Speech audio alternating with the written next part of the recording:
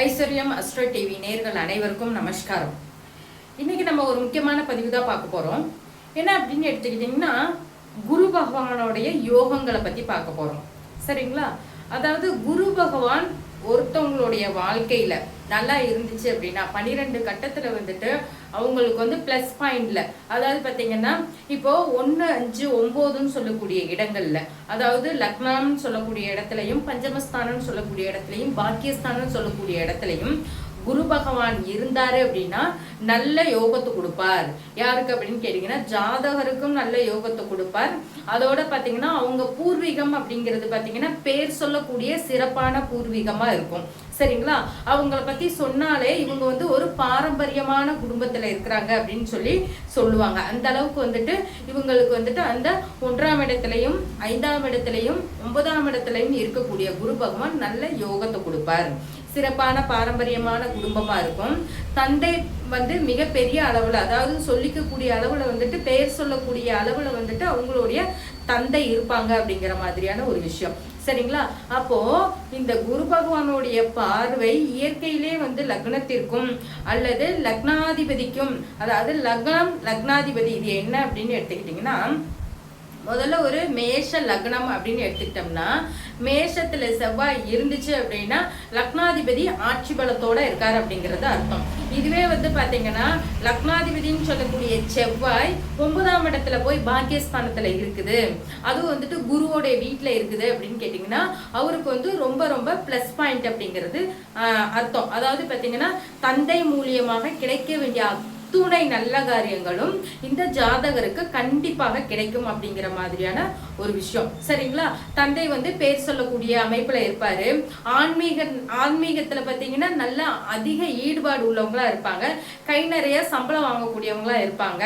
அடுத்தது பாத்தீங்கன்னா நிறைய பொருளாதார சேர்க்கை உள்ள பர்சனா இருப்பாங்க உங்களுடைய தந்தை அப்படிங்கிறத சொல்லலாம். அதாவது செவ்வாயும் குருவும் சேர்ந்தால் நல்ல நிலபுல அமைப்புகள் அப்படிங்கிறது அவங்களுடைய தந்தைக்கு உண்டு அப்படிங்கிறதையும் நம்ம என்ன சொல்லணும், எடுத்துக்கணும். இது வந்து என்ன சாரத்துல இருக்கு அப்படிங்கிறதையும் நம்ம பார்க்கணும். அது அடுத்தடுத்த வீடியோல வந்து உங்களுக்கு வந்து அப்டேஷனா வந்து நான் சொல்றேன். பொதுவாக குரு பகவானுடைய யோகம் அப்படின்னு எடுத்துக்கிட்டீங்கன்னா, இந்த குழந்தை பிறந்ததுக்கு அப்புறம் தான் எனக்கு நல்ல வளர்ச்சி அப்படிங்கறது அந்த அவங்களுடைய தந்தையே சொல்லுவாங்க.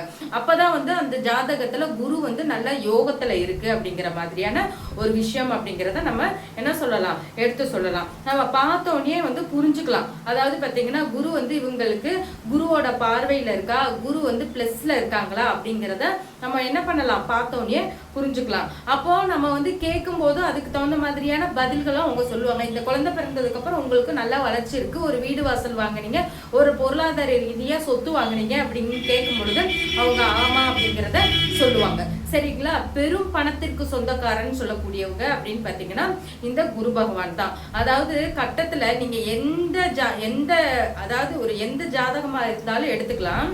கட்டத்துல வந்து பாத்தீங்கன்னா குரு உயர்ந்த நிலையில இருந்துச்சுனாலே அவங்க வந்து நல்ல பொருளாதார வளர்ச்சி அடைவாங்க அப்படிங்கிறத நம்ம என்ன சொல்லலாம், எடுத்து சொல்லலாம். சரிங்களா? ஒவ்வொரு கிரகங்களுக்கும் ஒவ்வொரு டைமிங் இருக்கு.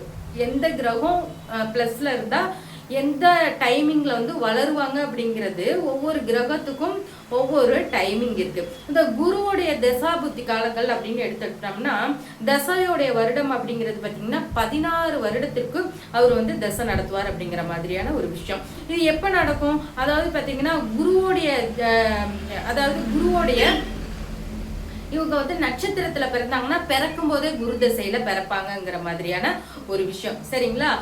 புனர்பூஷ நட்சத்திரத்துல பிறந்தாங்க, அல்லது வந்து பாத்தீங்கன்னா விசாக நட்சத்திரத்துல பிறந்தாங்க, அல்லது வந்து பாத்தீங்கன்னா பூரோட்டாதி நட்சத்திரத்துல பிறந்தாங்க, இது எல்லாமே வந்துட்டு பிறக்கும் போதே குரு திசையில பிறந்திருக்காங்க, நல்ல யோகமான குழந்தை பிறந்திருக்கு அப்படிங்கிற மாதிரி.